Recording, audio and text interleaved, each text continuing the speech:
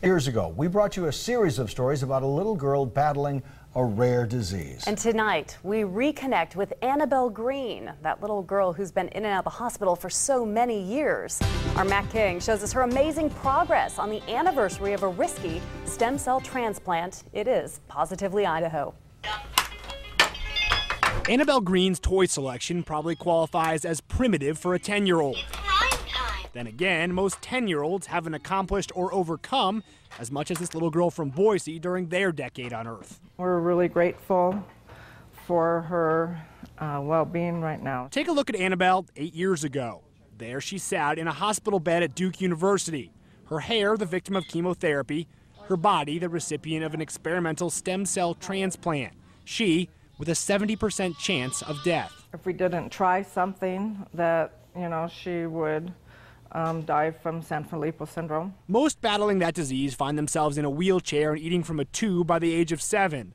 Once again, Annabelle turned 10 last December. Right now, she's just fantastically healthy. Life rarely presents an opportunity to identify explicit success.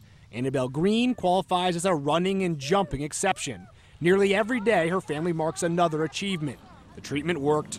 Doctors find no signs of sickness. She's quit her meds, and soon, for the first time in her life, Annabelle will begin school with other children. She is loving, she is fun, she bubbles with joy and happiness. There are no children to tell us what is going to happen or what was going to happen. Annabelle is the pioneer. And for that reason, doctors and teachers and even family struggle to predict her future. It will be a challenge for her. Annabelle's brother and sister remain relatively oblivious to her condition. I love my sister Annabelle. But someday, a sit-down chat will tell Jonah and Maya of fear and hope and perseverance, of modern medicine, progress, and reality.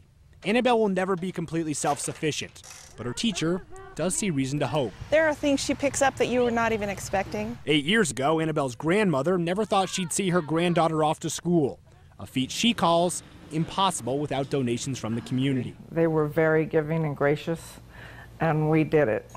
Family is never convenient. Annabelle still faces a lifetime of challenge and sickness, but those who care for her say she repays the time and nursing it costs to help her along with lessons in unconditional love.